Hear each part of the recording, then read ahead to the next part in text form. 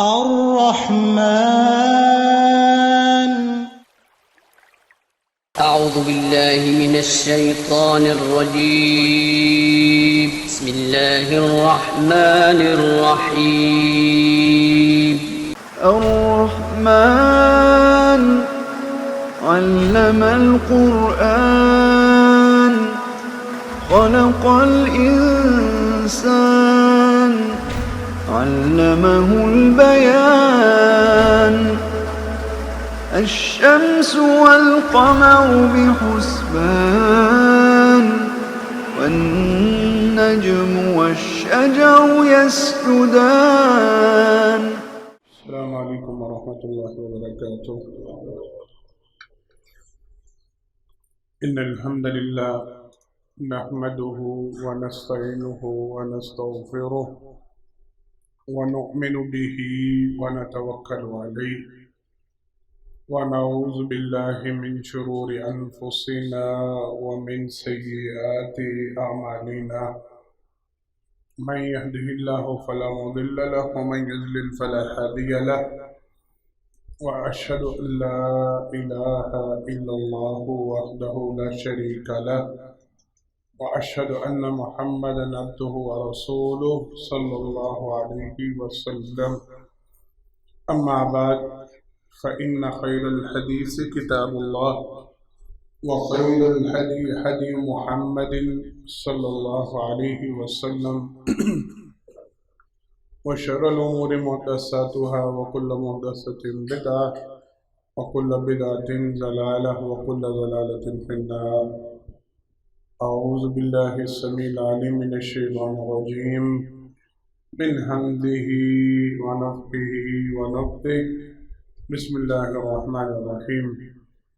قل يا أهل الكتاب تعالوا إلى كلمة سواء بيننا وبينكم ألا نعبد إلا الله ولا نشرك به شيئا ولا يتخذ بعضنا بعضا أربابا من دون الله فإن تولوا فقولوا اشهدوا بأننا مسلمون.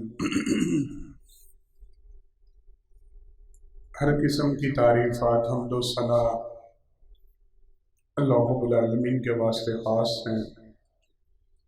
انگن لا تعداد بے شمار درود و سلام ہو امام الانبیاء حبیب کبریا جناب محمد مصطفیٰ صلی اللہ علیہ وسلم کی ذات گرامی پر. حضرات محترم، گزشتہ خطبہ میں اللہ کی توفیق سے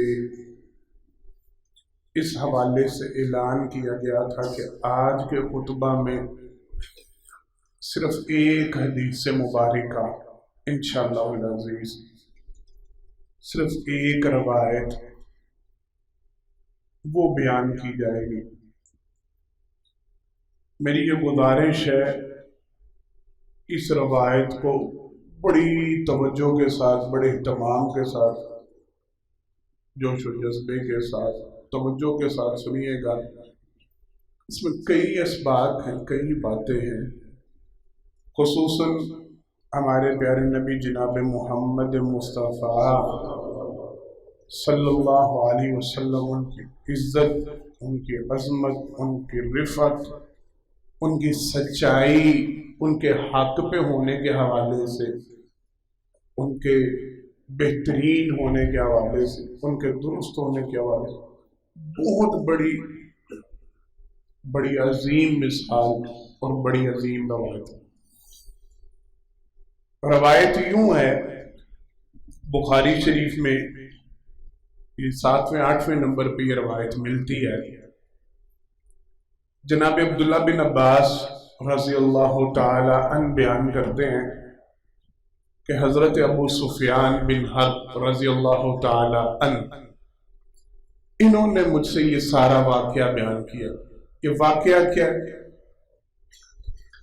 کہتے ہیں میں اپنے قافلے کے ساتھ، ابو سفیان رضی اللہ تعالی عنہ یہ سارا واقعہ سنانے لگے.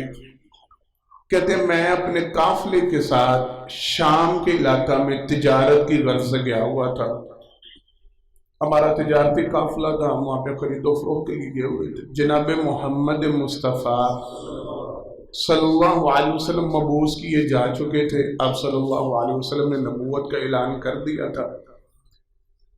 ہم آپ صلی اللہ علیہ وسلم کے مخالف تھے، انکاری تھے، منکر تھے. ابو سفیان رضی اللہ تعالیٰ اپنے قبول اسلام سے پہلے کا واقعہ سنا. کہتے ہیں ہمارے درمیان اور جناب محمد مصطفیٰ صلی اللہ علیہ وسلم کے درمیان ایک معاہدہ طے پایا تھا، صلح کا معاہدہ، کہ کچھ وقت کے لیے ایک مقررہ مدت تھی، ایک مقررہ وقت تھا، اس کا تعین کیا گیا تھا. ہم آپس میں کوئی جنگ نہیں کریں گے، ایک دوسرے کے خلاف کوئی اقدام نہیں اٹھائیں گے، امن و امان سے رہیں گے. یہ قریش کے درمیان، حضرت ابو سفیان کے درمیان، کیونکہ یہ سردار تھے، اور جناب محمد مصطفیٰ صلی اللہ علیہ وسلم کے درمیان یہ معاہدہ ہوا. اب کہتے ہیں ہم اس معاہدے کی درمیانی مدت میں، معاہدہ چل رہا تھا، ہم شام پہنچے اپنے تجارتی قافلے کی غرض سے، تو ہمیں پیغام ملا. ہرقل جو شاہ روم تھا، پورے روم کا جو بادشاہ، رومی سلطنت، بڑی توجہ طلب یہ باتیں تاکہ آپ کو سارا واقعہ سمجھ میں آئے، اسکیچ پورا آپ کے ذہن میں بیٹھ جائے. جس طرح موجودہ دور میں یونائٹڈ اسٹیٹ ہے، امریکہ کے انڈر کئی ریاستیں، جو لوگ ہسٹری کو جانتے ہیں، تاریخ سمجھتے ہیں، جغرافی اعتبار سے ان باتوں کو سمجھتے ہیں. کسی دور میں رشیا تھا، روس، یہ باقاعدہ کئی ریاستوں پہ مشتمل ایک ملک تھا، ایک سلطنت تھی. اس کے اندر کئی ممالک آتے تھے، کئی ریاستیں آتی تھی اس کے نیچے جو تھی. بعد ازاں جب اس کی توڑ پھوڑ ہوئی، تباہ و برباد ہوا، تو وہ ریاستیں آزاد ہو کے پورا ملک بنا. بالکل اسی طرح یہ رومی امپائر ہوتا تھا.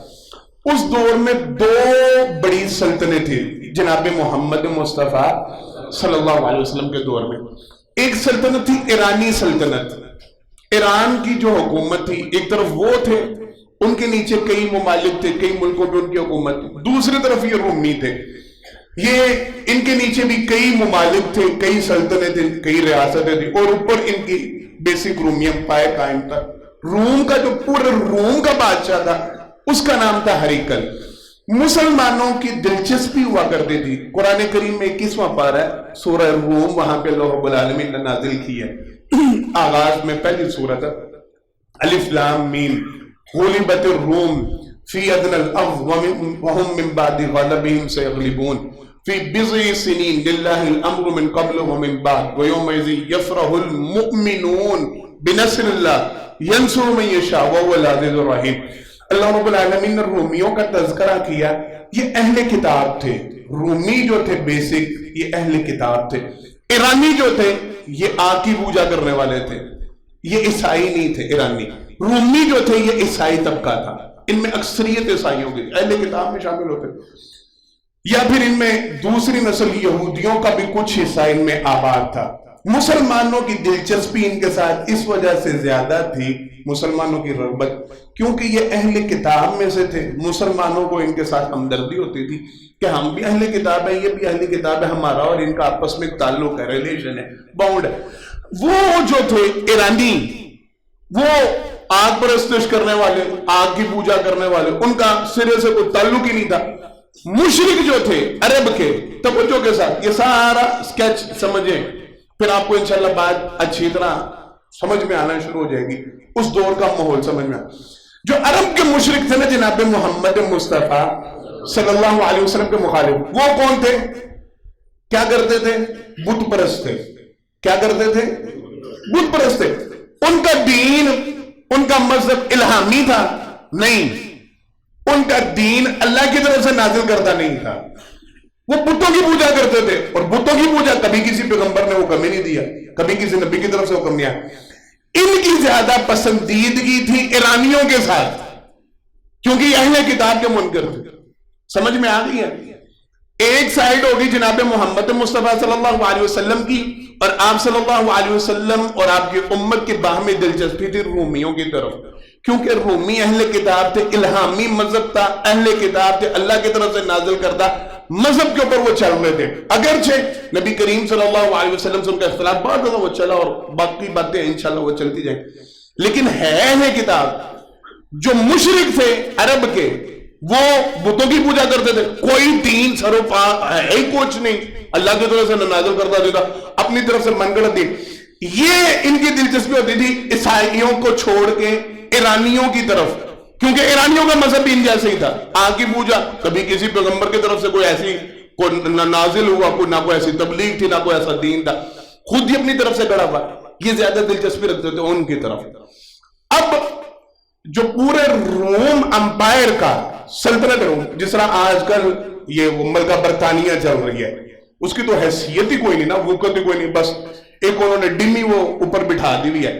جو روم کا بادشاہ تھا وہ واقعتاً بادشاہ ہوتا تھا، اس کی پوری سلطنت کے اوپر حکومت ہوتی تھی، اس کا پورا حکم چلتا تھا ساری سلطنت میں، پورے ملکوں کے اوپر اس کا حکم تھا. ہریکل اس کا نام تھا. اس کو خبر ہوئی کہ مکہ سے کچھ لوگ آئے ہوئے ہیں اور وہاں پہ جناب محمد مصطفیٰ صلی اللہ علیہ وسلم نے نبوت کا دعویٰ کیا. ابھی دین کی صحیح تبلیغ اس تک نہیں پہنچی تھی، تعلیم اس تک نہیں پہنچی تھی. اس کو خبر ملی کہ وہاں پہ مکہ میں عرب میں کسی نے نبوت کا دعویٰ کیا ہے، اور جہاں پہ نبوت کا دعویٰ ہوا ہے وہاں سے کچھ لوگ آئے ہوئے ہیں جو ہمارے علاقے میں، ہماری سلطنت میں اس ٹائم. اس نے پیغام بھیجا ان کو بلاؤ میرے پاس. ہریکل نے پیغام بھیجا. خود ہریکل اس وقت شام کا ایک شہر ہے ایلیا، وہاں پہ موجود تھا. اس نے ان سب کو بلایا جی میرے پاس ہو. ابو سفیان رضی اللہ تعالیٰ عنہ کہتے ہم چلے گئے. بادشاہ کی طرف سے پیغام تھا اور پوری سلطنت کا بادشاہ، اس کی طرف سے انویٹیشن تھا، بلایا گیا. ہم سارے گئے کہ پتہ نہیں کیا معاملہ، کیوں بلایا گیا. اللہ اکبر. کہتے ہیں جب ہم اس کے دربار میں پہنچے، اس نے دربار سے جایا، روم کے بڑے بڑے وزراء، امراء اور سلطنت میں ریاستوں کے جو مالک تھے. کنڈیشن سمجھ آ رہی ہے نا؟ سلطنت کے نیچے جو ریاستیں تھی ان کے جو سربراہان تھے وہ اس کے ارد گرد بیٹھے ہوئے تھے. تھوڑا بندہ جھیل جاتا ہے، روم میں آتا ہے، اتنے اتنے بڑے وزراء امراء. ہم پیش ہوئے، کیا معاملہ ہے، کیوں ہمیں طلب کیا گیا؟ اس نے کہا تم لوگ اسی عرب سے ہو جہاں سے کسی شخص نے نبوت کا دعویٰ کیا. کہتے ہیں ہمارا ماتھا ٹھنکا. ہم نے کہا جی بالکل ہم وہیں سے ہیں، اسی علاقے سے ہیں. اس نے اپنے ترجمان کو بلایا کیونکہ وہ رومی تھا، اس کی زبان رومی تھی، یہ عرب تھے، عربی زبان تھی، آپس میں زبان کا میچ نہیں تھا. اس نے اپنا ترجمان بلایا، کہا ان سے پوچھو ان میں سے کوئی ایسا شخص ہے جو اس پیغمبر کا جس نے نبوت کا دعویٰ کیا قریبی رشتہ دار ہو. سب سے زیادہ قریبی کون ہے؟ ابو سفیان رضی اللہ تعالیٰ کہتے ہیں میں کھڑا ہوا، میں نے کہا میں آپ صلی اللہ علیہ وسلم کے سب سے زیادہ قریب ہوں. میں مسلمان نہیں، میں نے ان کی نبوت کا انکار کیا ہوا ہے، میں ان کو مانتا نہیں، لیکن رشتہ داری میں ان کے سب سے زیادہ قریب میں ہوں. اس نے کہا اچھا ٹھیک ہے، اس شخص کو میرے سامنے یہ باتیں اب آپ کو میں آہستہ آہستہ کھولتا جاتا ہوں اور باتوں کی آپ کو دلچسپی اور حقیقت سمجھ میں آتی جائے گی انشاءاللہ. کہنے لگا اس کو ابو سفیان کو میرے سامنے بٹھاؤ اور اس کے ساتھ جتنے باقی افراد ہیں نا ان کو اس کے پیچھے بٹھاؤ. اچھا جی بٹھا دیا، اب کیا کرنا ہے؟ کہنے لگا ان سے کو میں سوال کروں گا ابو سفیان سے. کس سے سوال کروں گا؟ میں سوال کروں گا ابو سفیان سے. اگر اس بندے نے کوئی جھوٹ بولا نا تو تم سارے جو پیچھے اس کے بیٹھے ہو نا، تمہاری کمر، اس کی کمر ہوگی تمہاری طرف، یہ تمہیں دیکھ نہیں پائے گا، اس کو پتہ نہیں چلے گا کون اس کی تصدیق کر رہا ہے کون اس کی تکذیب کر رہا ہے. اگر اس بندے نے جھوٹ بولا نا تو تم پیچھے سے مجھے بتا دینا یہ بندہ سچ بول رہا ہے کہ جھوٹ بول رہا ہے. کنڈیشن سمجھ آ گئی ہے؟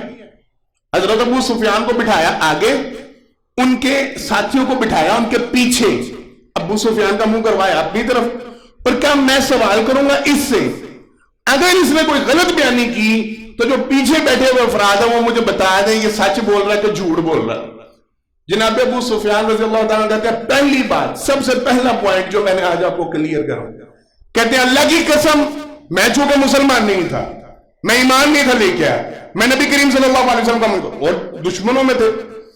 کہتے ہیں میرا مکمل ارادہ تھا اگر وہ یہ حرکت نہ کرتا تو میں ضرور نبی کریم صلی اللہ علیہ وسلم کے متعلق غلط بیانی سے کام لیتا، کیونکہ ہمارے تو دشمن تھے، ہم تو ان کے مخالف تھے، ہم ان کے خلاف تھے.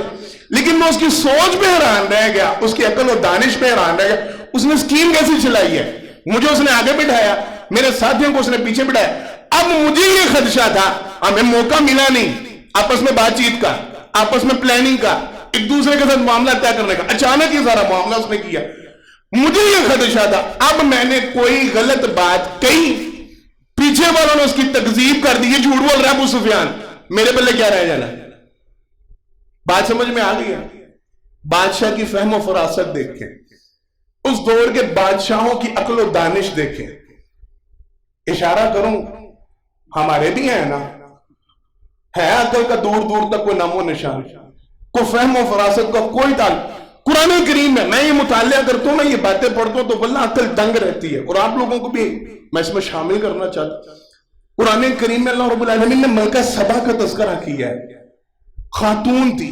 آپ کو اچھی طرح علم ہونا چاہیے، اسلام میں عورت کی حکمرانی کو پسند کیا گیا ہے. بولے سارے، جھجکے نہیں. کوئی جماعتی ہم اللہ رحم کرے کوئی سیاسی مجلس نہیں ہے. میں نہیں آپ کو ٹارگٹ کروں گا کہ فلاں جماعت عورت کو آگے لے کے آ رہی ہے، فلاں پیچھے. نہیں، دفاع کریں، ہمارا کوئی تعلق ہی نہیں. شرعی طور پہ عورت کی حکمرانی کو اسلام میں پسند کیا گیا نہیں، ناجائز، درست نہیں. اس کے باوجود قرآن کریم میں ملکہ سبا کی تعریف ہوئی ہے، اس کی عقل مندی کی، اس کی دانش کے قصے بیان ہوئے. خاتون تھی اسلام کی نگاہ میں. جب وہ آیا، حدود آیا تھا تو اس نے کہ جناب سلیمان سے کہا تھا اتنی جاہل قوم ہے، انہوں نے عورت کو بادشاہ بنایا ہوا ہے. پرندے نے آگے کہا تھا، ایک عورت کو بادشاہ بنایا اور دوسرا عقل مت ماری گئی ہے، وہ سورج کی پرستش کر رہے ہیں، سورج کو سجدے کر رہے ہیں. ہے ہی ڈنگر، ہے ہی جاہل قوم. یہ پرندے نے آگے کہا، یعنی عورت کی حکمرانی پرندوں کی نگاہ میں بھی وہ درست نہیں تھی. لیکن اس کے باوجود اس عورت میں فراست کیسی تھی، اس عورت میں فہم کیسا تھا. جناب سلیمان کے ساتھ جو اس کا مکالمہ چلا، گفتگو چلی، جب وہ آئی، جب وہ تخت کو دیکھا، عقل دنگ اور حیران رہ جاتی ہے کہ اس دور کے بادشاہ سیانے ہوتے تھے، انتہائی زیرک، انتہائی عقل. جناب سلیمان کا جب اس نے خط دیکھا، بغیر مشورے کے، بغیر مشاورت تو اس نے فوراً اکیلے تنہائی میں اس کے کمرے میں رکھ کے گیا تھا نا حدود پرندہ خط کو، اس نے وہ خط اکیلے تنہا نہیں اپنے پاس، فوراً خط ساروں کے سامنے لے آئی. چاہتی اکیلی فیصلہ کر رہی تھی. نہیں، کہا میں نے آج تک تمہاری مشاورت کے بغیر کوئی کام نہیں کیا، مجھے مشورہ دو، میرے کمرے میں یہ خط ملا ہے، پتہ نہیں کیسے آیا، کون رکھ گیا، کرنا کیا ہے آپس میں. یعنی یہ فہم و وراثت کی بات. یہی بات ہریکل کے متعلق ملتی ہے. بادشاہ تھا، عقل و دانش اتنی تھی، فہم و فراست اتنی تھی. ابو سفیان کہتے ہیں اگر وہ یہ سکیم نہ چلاتا، اگر وہ یہ حرکت نہ کرتا، میں ضرور جناب محمد مصطفیٰ صلی اللہ علیہ وسلم کے متعلق کچھ غلط بیان نہیں کرتا. لیکن اس نے کام ہی ایسا کیا، مجھے اب شرم آنے لگی، مجھے جھجک آنے لگی. میں نے ذرا سی کوئی بات غلط کر دی، پیچھے والوں نے کہہ دیا ابو سفیان جھوٹ بول رہا ہے، تو بادشاہ کے سامنے میری عزت کیا رہ جانی، میرے پلے کیا رہ جانا. لہذا میں نے سوچ لیا ابو سفیان اب کچھ غلط نہیں بیان کرنا، جو بیان کرنا حق اور سچ بیان کرنا. اللہ اکبر. اب وہ سچ سنے. اصل ٹاپک ہی ہے، اصل موضوع ہے جناب محمد مصطفیٰ صلی اللہ علیہ وسلم کی عزت، عظمت، شان، رفعت، حقیقت، صداقت. وہ سنیے گا. دو اس وقت کے ابھی مسلمان نہیں تھے وہ ابو سفیان، وہ بھی کافر تھے، اور ہریکل وہ تو ہے ہی کافر تھا آخر تک رہا. یہ دو آپس میں اسلام کے انکاری، اسلام کے منکر گفتگو کرنے لگے. اور ان کی گفتگو ذرا سنیے گا جناب محمد مصطفیٰ صلی اللہ علیہ وسلم کے متعلق. پہلا سوال ہریکل نے حضرت ابو سفیان سے کیا، مجھے یہ بتلاؤ جس شخص نے نبوت کا دعویٰ کیا ہے اس کا حسب نسب کیسا ہے، خاندان کیسا ہے؟ کیا چیز؟ اس کا حسب نسب اور خاندان کیسا ہے، خاندانی طور پہ وہ بندہ کیسا ہے، اس کی فیملی بیک گراؤنڈ کیا ہے. سادہ سے الفاظ میں حضرت ابو سفیان رضی اللہ تعالیٰ عنہ کہنے لگے، میں نے جواب دیا ہمارے خاندانوں میں جو عرب کے خاندان ہے سب سے بلند خاندان سے وہ تعلق رکھتا ہے، سب سے بلند خاندان سے اس کا تعلق. اس نے کہا اچھا ٹھیک. اس نے دوسرا سوال کیا، اس نے کہا مجھے یہ بتاؤ کیا تمہارے عرب میں پہلے بھی کسی نے نبوت کا دعویٰ کیا ہے؟ کیا وہاں پہلے بھی کوئی ایسا شخص گزرا ہے جس نے نبوت کا دعویٰ کیا؟ ابو سفیان کہتے ہیں میں نے کہا نہیں. جناب محمد مصطفیٰ صلی اللہ علیہ وسلم یہ پہلے فرد ہیں جنہوں نے نبوت کا دعویٰ کیا. عرصہ دراز گزرا، ہمارے درمیان کسی نے نبوت کا دعویٰ نہیں کیا. اس نے کہا ٹھیک ہو گیا. میرا یہ سوال بڑی توجہ سے سنتے جائیے گا، ان میں بڑے بڑے اسباق ہیں. اس نے کہا میرا تیسرا سوال یہ ہے کہ اس کی فیملی میں کوئی بادشاہ ہے جس شخص نے نبوت کا دعویٰ کیا ہے، کیا اس کی نسل میں کوئی بادشاہ گزرا ہے یا پھر کوئی ان کی ملکیت تھی، کوئی ان کی مملکت تھی، کوئی ریاست تھی جہاں کے یہ مالک اور حکمران رہے ہوں؟ انہوں نے کہا نہیں، ان کی نسل میں کوئی بادشاہ نہیں گزرا اور نہ یہ کسی علاقے کے مالک اور سردار رہے ہیں، کسی جگہ پہ ان کی حکومت، سلطنت، ریاست، ایسا بھی کوئی سین نہیں. اس نے کہا اچھا چوتھا سوال میرا یہ ہے، مجھے یہ بتلاؤ ان کے جو متبعین ہیں، ان کے جو پیروکار ہیں، وہ کیسے لوگ ہیں؟ بڑے بڑے لوگ ان کی باتوں کی اتباع کر رہے ہیں، پیروی کر رہے ہیں، ان کی نبوت کو مان رہے ہیں، یہ غریب اور کمزور لوگ ان کی اتباع کر رہے ہیں؟ کہتے ہیں میں نے جواب دیا نہیں، غریب اور کمزور لوگ ان کی پیروی کر رہے ہیں، ابھی تک بڑے لوگ ان سے نالے پیچھے پیچھے ہٹ رہے ہیں. زیادہ تر تعداد غرباء کی ہے، غریب لوگوں کی ہے، مساکین کی ہے، جو ان کی نبوت کا اقرار کر رہے ہیں. اس نے کہا اچھا پانچواں سوال مجھے یہ بتاؤ، ان کے جو متبعین ہیں ان کی تعداد میں اضافہ ہو رہا ہے یا کمی ہو رہی ہے؟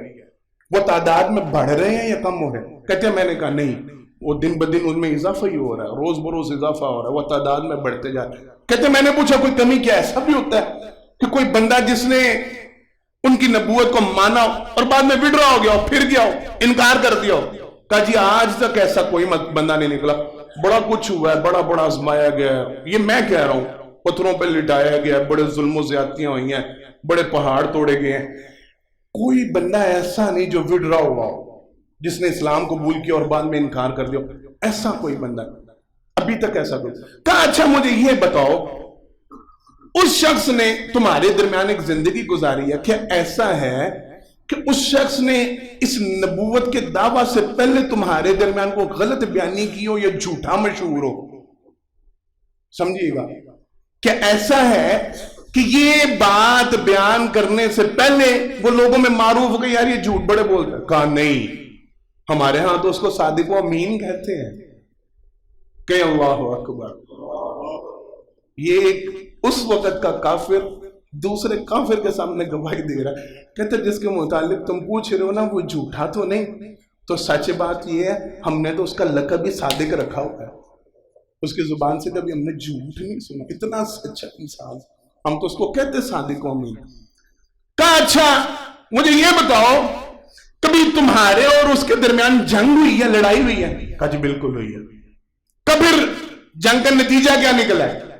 کہا جی وہ لڑائی، یہ عرب کا ایک محاورہ تھا، ڈول میں پانی ہونا تو وہ پانی ہلتا رہتا ہے، ڈول میں پانی کو بندہ لے کے جا رہا ہو تو پانی ساکن نہیں ہوتا، وہ ہلتا رہتا ہے، کبھی اوپر کبھی نیچے، کبھی اوپر نیچے، نیچے والا پانی اوپر، اوپر والا پانی. کہا جی ہماری اور اس کی لڑائی کی مثال پانی کے ڈول کی طرح ہے، کبھی وہ جیت جاتا ہے کبھی ہم جیت جاتے ہیں، آپس میں یوں ہی چل رہا ہے، کبھی وہ فتح پا جاتا ہے کبھی ہمیں فتح مل جاتی ہے. اچھا کہیں یہ بتاؤ وہ تمہیں دعوت کیا دیتا ہے، بلاتا کیا ہے، اس کی دعوت کیا ہے؟ کہا جی وہ ہمیں دعوت دیتا ہے ان تعبدوا اللہ ولا تشرک بہ شیئا، صرف ایک اللہ کی عبادت کرو، اس کے ساتھ کسی کو شریک نہ ٹھہراؤ. پھر وہ ہمیں دعوت دیتا ہے اپنے باپ دادا کی باتوں کو چھوڑ دو. کیا کرو؟ میں رک گیا ہوں توجہ کے ساتھ، اپنے باپ دادا کی باتوں کو چھوڑ دو، ترک کر دو. یہ بہت بڑا جملہ ہے، یہ بہت بڑا پوائنٹ ہے. وہ ہمیں حکم دیتا ہے، وہ سیاسیوں، سماجیوں، مذہبیوں، دینیوں، دنیاویوں، یہ جو ہمارے ہاں سرکل چل رہا ہے نا، سائیکل چل رہا ہے، ابا جی پرانے ایسے مسلک تے سانوں اچھا نہیں لگدا، دادا جی ساڈے مسجد دے متولی رہے نے فلانے مسلک دی، تو دیکھو جی ہون تے انہاں نوں لوکی کی کہن گے تواڈے وڈے تے فلانی مسجد چ نماز پڑھدے سن، تسی چھڈ کے تسی بابیاں پیچھے پڑھنی شروع کرتی ہے، تو جی چنگا نہیں لگدا. وہ ساری زندگی ابا جی نے رفع الدین نہیں کیتا، ساری زندگی انہوں نے اچھی آمین نہیں کی، ہن میں کہنا شروع کردا. ہوتا ہے نا، بولنے جھگڑے چلتے. پھر سیاست میں بھی آ جائیں، ہماری خاندانی سیاسی پارٹی یہ رہی ہے. پھر معاشرت میں بھی آ جائیں، ہمارا خاندانی ان خاندان کے ساتھ بائیکاٹ رہا ہے، ہماری خاندانی طور پر ان کے ساتھ بات چیت ہی ختم ہے. یہ خاندان، یہ بس یہ بڑے، یہ مشرکوں کے لہجے تھے، یہ مشرکوں کی باتیں تھی، یہ مشرکوں کے جملے تھے. کہا جی وہ ہمیں حکم دیتے ہیں اللہ کی عبادت کرو، اس کے ساتھ کسی کو شریک نہ ٹھہراؤ، اور یہ جو باپ دادا کرتے رہتے ہو نا، ان کی باتوں کو چھوڑ دو. اچھا اور کیا حکم دیتے؟ اللہ اکبر، وہ ہمیں نماز قائم کرنے کا حکم دیتے. کس چیز کا حکم دیتا ہے؟ کون کہہ رہے ہیں؟ حضرت ابو سفیان رضی اللہ تعالی. ابھی اسلام قبول کیا، کافر ہو کے ابھی مومن نہیں ہوئے، مسلمان نہیں ہوئے، ایک دوسرے کافر کے سامنے تذکرہ کر رہے ہیں کس کا؟ نماز کا. نبی کریم صلی اللہ علیہ وسلم ہمیں حکم دیتے ہیں نماز ادا کیا کرو. ہم مسلمان کر رہے ہیں نا، ہے نا ہماری پیروی میں، ہے نا ہمارا کیا؟ کبھی اور کوئی حکم کہا ہمیں سچ بولنے کا حکم دیتے ہیں، جھوٹ نہیں بولنا. ہم کافروں کو یہ حکم دیتے ہیں سچ بولا کرو، جھوٹ نہ بولا کرو، جھوٹ کو ترک کرو. ہماری نسلوں میں چل رہا ہے جھوٹ کے نہیں، ہمارے خاندانوں میں سرایت کر گیا جھوٹ کے نہیں، ہمارے خون میں گردش کر رہا ہے جھوٹ کے نہیں، ہماری کوئی بات جھوٹ، وہ بھی ختنہ کرتے ہیں. تو انہوں نے کہا جی پریشان ہونے کی، یہ بخاری میں الفاظ درج ہیں، انہوں نے کہا پریشان ہونے کی ضرورت نہیں. یوں کرتے ہیں، یہودی تو سارے ہماری بستی میں ہیں، کیونکہ دوسری طرف تو ایرانی ہیں، وہ تو سارے ویسے ہی مشرک ہیں، یہودی ہمارے ساتھ رہتے ہیں. یوں کرتے ہیں ایک خط لکھیں اور وہ خط اپنے سارے شہروں میں بھیجیں، جتنے یہودی ان کو موت کے گھاٹ اتار دیتے ہیں. ان کا بادشاہ غالب آنا، ان کو ویسے زندہ مار ہی دو ساروں کو، ختم ہی کر دو، قصہ ختم. کہتے ہیں ابھی یہ گفتگو چل رہی تھی، اسی اثناء میں غسان، یہ بھی اسی کی سلطنت تھی، ملک تھا پورا اور اسی کے انڈر تھا. اس کے بادشاہ نے ایک بندے کو عرب کو بھیجا، کہا اس کو ملواؤ ہرکل سے، یہ ایک نئی خبر سنا رہا ہے. کیا خبر سنا رہا ہے بھائی تو؟ عرب سے آیا. اس نے کہا جی ہمارے علاقے میں ایک بندہ آیا، اس نے نبوت کا دعویٰ کیا، جناب محمد مصطفیٰ صلی اللہ علیہ وسلم کی خبر دی. ہرکل نے کہا ٹھہرو، یہ جو بندہ ابھی آیا ہے اور جس نے بتایا کہ ان کے علاقے میں عرب میں کوئی بندہ آیا اور اس نے نبوت کا دعویٰ کیا، جاؤ جا کے چیک کرو اس نے ختنہ کیا ہوا ہے کہ نہیں. دیکھ رہے ہیں بادشاہت، عقل و دانش مندی دیکھ رہے ہیں. کہنے لگا یہ جس علاقے سے آیا نا، جا کے چیک کر کے اس نے ختنہ کیا ہوا کہ نہیں. انہوں نے آگے کہا جی ختنہ کیا. کب پوچھو اس سے تمہارے عرب میں لوگ ختنہ کرتے ہیں؟ انہوں نے کہا جی ہاں جی ہمارے عرب میں سارے لوگ ختنہ کرتے. کب پیغمبر تم میں آیا ہے؟ کہا جی ہم میں آیا ہے. کہا اپنے مصاحبوں سے، اپنے مشیروں سے کہنے لگا میں تم سے کہتا تھا نا تم پہ عرب کا بادشاہ غالب آنے والا، ابھی بھی مان جاؤ وہ پیغمبر آ گیا جس کی حکومت اس پوری دنیا میں چلنے لگی ہے، جو ساری دنیا پہ غالب آنے والا. کہتے ہیں پھر اس کا ایک دوست ہے رومیہ شہر میں، اس نے اس کے نام خط لکھا، وہ بھی علم نجوم کا ماہر. 2-3 منٹ لے لو نا اوپر حدیث تاکہ مکمل کریں. اس نے اپنے دوست کے نام ہرکل نے خط لکھا اور اس کو یہ سارا قصہ سنایا کہ میں نے جو ستاروں کی چال دیکھی ہے، میں نے اس میں دیکھا ہے کہ ہم پہ ختنہ کرنے والوں کا بادشاہ غالب آنے والا ہے، اور میرا گمان ہے کہ وہ جناب محمد مصطفیٰ صلی اللہ علیہ وسلم. تم کیا کہتے ہو؟ تمہارا علم کیا کہتا ہے؟ کہتے ہیں یہ خط لکھ کے خود یہ حمص شہر میں چلا گیا، بادشاہ حمص میں چلا گیا. یہ حمص پہنچا تو وہاں پہ اس کے دوست کا جواب اس کے پاس پہنچ گیا. اس نے کہا بالکل جی، جو انالیسز آپ کا ہے، جو خیال آپ کا ہے، میرا بھی تجزیہ وہی ہے، میرا بھی معاملہ وہی ہے. اللہ اکبر، بادشاہ آنے والا ہے اور یہ عرب میں سے ہوگا اور یہ جناب محمد مصطفیٰ صلی اللہ علیہ وسلم. اس نے کہا ایک کام کرو، یہ جتنے محل کے دروازے نا، حمص میں جو اس کا محل تھا، اس نے کہا سارے بڑے بڑے وزراء جمع کرو، ان سب کو اکٹھا کرو اور دروازے بند کر دو. میرے بڑے بڑے وزیر مشیر بلاؤ، سلطنتوں کے حکمران بلاؤ، ان سب کو اکٹھا کرو اور دروازے بند کر دو. یوں ہی کیا گیا، ان سب کو جمع کیا گیا، دروازے بند کر دیے گئے. یہ اپنے کمرے سے باہر نکلا، اس نے آ کے ان سے کہا، ان سب سے مخاطب ہو کے کہنے لگا مجھے یہ بات بتلاؤ، ہدایت میں اور سلامتی میں تمہارا کچھ حصہ ہے کہ نہیں ہے؟ بادشاہ سوال کرنے لگا ہرکل ان سے، مجھے یہ بتلاؤ سلامتی اور ہدایت میں تمہارا کچھ حصہ ہے کہ نہیں ہے؟ انہوں نے کہا جی کیا کہنا چاہ رہے ہیں آپ، کیا مطلب ہے اس بات کا؟ کہنے لگا میں تمہیں مشورہ دیتا ہوں، جو میرا علم کہہ رہا ہے، جو ستاروں کا علم کہہ رہا ہے، اور جو حقیقت حال بیان کر رہی ہے، جو کچھ ہمارے ابھی تک ساری باتیں ہماری نظر سے گزر رہی ہیں، مشاہدہ یہ کہتا ہے جناب محمد مصطفیٰ صلی اللہ علیہ وسلم سچے اور آخری نبی بن کے تشریف لے آئے. میں تمہیں مشورہ دیتا ہوں سارے ان کے ہاتھ پہ اسلام قبول کر لو، مسلمان ہو جاؤ، تمہاری سلطنت بچ جائے گی. کیا ہوگا؟ تمہاری سلطنت بچ جائے گی. ان کی اتباع کر لو, ان کی پیروی کر لو, مسلمان ہو جاؤ سارے.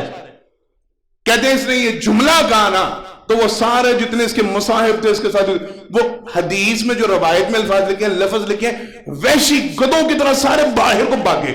اس نے یہ کیا جملہ کہہ دیا, یہ کیا کہہ رہا ہے, ہم مسلمان ہو جائیں, ہم دین قبول کر لیں, اللہ کے پیغمبر کی بات کو مان, ہم نہیں مانتے. بھاگے سارے باہر بھاگے تو آگے دروازوں کو تالے پڑے ہوئے تھے, دروازے اس نے سارے بند کروا دیے تھے. لوگ ٹکرے مارے, ادھر ادھر بھاگے, شور مچائیں, سارے محل میں شور ہو گئے. اس نے جب ان کی حالت دیکھی نا تو الفاظ ہیں, یہ مایوس ہو گیا, پریشان ہو گیا. ہریکل کہنے لگا ہو یہ لوگ نہیں ہدایت کو قبول کرنے لگے. انہوں نے, اگر میں نے ان کی نبوت کو ماننے کا اعلان, میری بادشاہ جاتی رہے گی, میرے منکر ہو جائیں گے, یہ میری بات مان ہی نہیں رہے. میں ان کو کہہ رہا ہوں اسلام قبول کر. کئی انسانوں کو دوبارہ اکٹھا کر بلایا گیا, سب کو بٹھایا گیا. کہنے لگا میری بات سنو. اب اس نے پینترا بدلا ہریکل نے. کہنے لگا میں جو تم سے بات کر رہا تھا نا کہ مسلمان ہو جاؤ, اصل میں تمہارا دین چیک کر رہا تھا. میں دیکھ رہا تھا کہیں تم مسلمان تو نہیں ہو جاؤ گے. میں اس لیے تمہیں ٹیسٹ کر رہا تھا, تمہاری آزمائش کر رہا تھا, تم میں سے کتنے ایسے جو مسلمان ہو سکتے ہیں. تو تم نے مجھے بڑا خوش کیا کہ نہیں تم تو مسلمان ہو ہی نہیں رہے, تم تو اسلام کے نام پہ تم یوں بھاگنا شروع کر دو. نہیں ٹھیک ہے, جس مذہب پہ ہم ہیں یہی مذہب ٹھیک ہے. کہتے ہیں جب اس نے یہ جملہ کہا تو سارے لوگ بڑا خوش ہوئے. اور اس کے سامنے, اس دور کا ایک رواج تھا, سارے اس کے سامنے سجدے میں جھکے, سجدہ ریز ہو. یہ اپنی اسی حالت میں ہی مر گیا. ہریکل مسلمان نہیں تھا. اس کا نظریات, عقائد, معاملات سارے اپنی آنکھوں سے دیکھنے کے باوجود صرف سلطنت کا لالچ تھا, کرسی کا. کس کا؟ چل رہی ہے گیم, حالات چل رہے ہیں, واقعات چل رہے ہیں, کرسی کا لالچ تھا, یہ نہیں چھوڑ سکا. مسلمان ہوئے بغیر سب کچھ دیکھنے جاننے کے بعد نبی کریم صلی اللہ علیہ وسلم کی صداقت سمجھ میں آئی. بولیں. ابو سفیان کہتے ہیں پھر جب باقی یہ سارے معاملات ہوئے, میرا پہلے ایمان بن چکا تھا. آپ صلی اللہ علیہ وسلم جب مکہ آئے تھے, نبی کریم صلی اللہ علیہ وسلم پہ یہ ایمان لے آئے, یہ مسلمان ہو گئے, ان کو اسلام مل گیا, ان کے نصیبے میں ہر ایک کو اسلام میسر نہیں ہوا. کہتے ہیں وہ ساری باتیں جو غیر مسلم زمانے میں میں نے دیکھی پرکھی, وہی باتوں کی تصدیق میں آج بھی کرتا ہوں. میرے سامنے سارا کچھ ہوا. ہم غیر مسلم تھے تو ہم تب بھی نبی کریم صلی اللہ علیہ وسلم کے نبوت کے منکر نہیں تھے ہو سکتے, ہم آپ کے اخلاق عالیہ کے منکر نہیں تھے ہو سکتے, ہم آپ کی تعریف کے تب بھی منکر نہیں تھے ہو سکتے. آج تو ان کی تعریف ہے ہی ہے, آج تو ان کا نام ہے ہی. اللہ رب العالمین سے دعا ہے مالک مجھے اور آپ کو جناب محمد مصطفیٰ صلی اللہ علیہ وسلم پر کامل ایمان نصیب فرمائے. آپ صلی اللہ علیہ وسلم کی عزت, عظمت, رفعت صحیح معنوں میں ہمارے دلوں میں پیوست فرمائے. ہمیں نبی کریم صلی اللہ علیہ وسلم کی نبوت پہ کامل ایمان عطا فرمائے, ان کی اتباع کرنے کی توفیق عطا فرمائے. آخر دعوانا الحمدللہ رب العالمین. ان الحمد لله نحمده ونستعينه ونستغفره ونؤمن به ونتوكل عليه ونعوذ بالله من شرور انفسنا ومن سيئات اعمالنا. من يهده الله فلا مضل له ومن يضلل فلا هادي له. واشهد ان لا اله الا الله وحده لا شريك له واشهد ان محمدا عبده ورسوله صلی اللہ علیہ وسلم. حضرات محترم, پہلے خطبہ جمعہ میں اللہ کی توفیق سے جناب ابو سفیان رضی اللہ تعالی عنہ اور ہریکل جو روم کا بادشاہ تھا, ان کے درمیان جو ملاقات ہوئی, اس ملاقات کے احوال, اس ملاقات کی گفتگو, وہ باتیں آپ حضرات کے سامنے جو ایک ہی حدیث مبارکہ میں ملتی ہے, وہ صرف ایک حدیث مبارکہ بیان کی گئی. اس حدیث مبارکہ کا سب مقصد ماننا اور مفہوم یہ تھا کہ نبی کریم صلی اللہ علیہ وسلم کی ذات اقدسہ سچی اور سچی ذات ہے. آپ صلی اللہ علیہ وسلم کی تعلیمات مکمل حق پہ مبنی ہے. نبی کریم صلی اللہ علیہ وسلم کی ذات ایسی کامل, مکمل اور اعلیٰ ترین ذات تھی کہ کافر بھی آپ صلی اللہ علیہ وسلم کی تعریف کیے بغیر نہیں رہتے تھے. وہ بھی آپ صلی اللہ علیہ وسلم کے اخلاق حسنہ کے قائل تھے, وہ بھی آپ صلی اللہ علیہ وسلم کے مداح تھے. مجھے اور آپ کو چاہیے ہم بھی نبی کریم صلی اللہ علیہ وسلم کی سیرت کو اپنائیں. آپ صلی اللہ علیہ وسلم کی ذات کی جو خصوصیات ہیں ان کو اپنی ذات میں شامل کرنے کی کوشش کریں. اللہ مجھے اور آپ کو توفیق عطا فرمائے. بیماروں کے لیے دعا کی درخواست ہے. عزیز عامر جو سب بیمار ہیں ان کے لیے دعا کی کہ اللہ کو شفا کاملہ عاجلہ عطا فرمائے. ہماری مسجد اہل حدیث ڈبی باغ کے قیام اللیل کے روز مجھے چودھری صاحب بتلا رہے ہیں کئی سال سے قیام اللیل میں یہاں پہ شرکت کرتے تھے. ممتاز قاری عبدالرشید صاحب بہت پوری رحمہ اللہ, وہ گزشتہ دنوں وفات پا گئے. ان کے لیے دعا کریں اللہ رب العالمین ان کی مغفرت فرمائے, ان کی قبر کو جنت کا باغ بنائے, ان کے درجات کو بلند فرمائے. کئی سالوں سے یہاں پہ وہ قیام اللیل میں شرکت کر رہے تھے. اللہ ان کے اس قیام اللیل کو ان کے لیے اجر و ثواب کا باعث بنا اور ان کی مغفرت کا باعث بنا. ایک ساتھی نے اپنی بہن کے لیے اولاد کی درخواست کی ہے, دعا کریں اللہ رب العالمین جتنے بے اولاد ان کو نیک صالح مدینہ اولاد عطا فرمائے.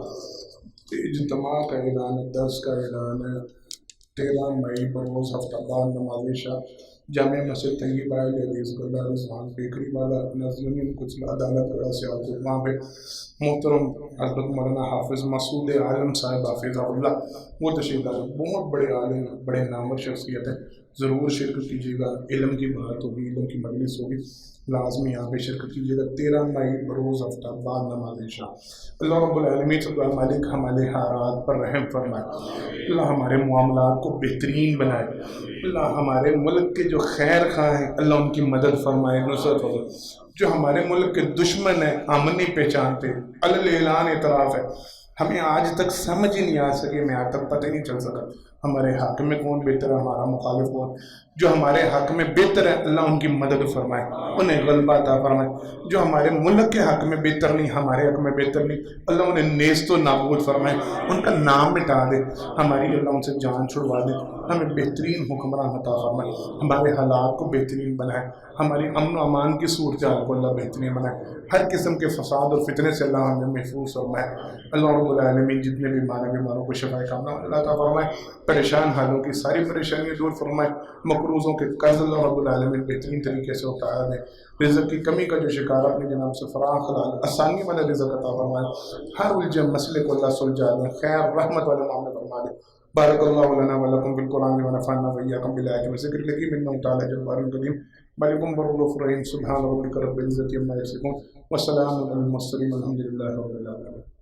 لا إله إلا الله محمد رسول الله عليه صلاة الله وآله والأحبة.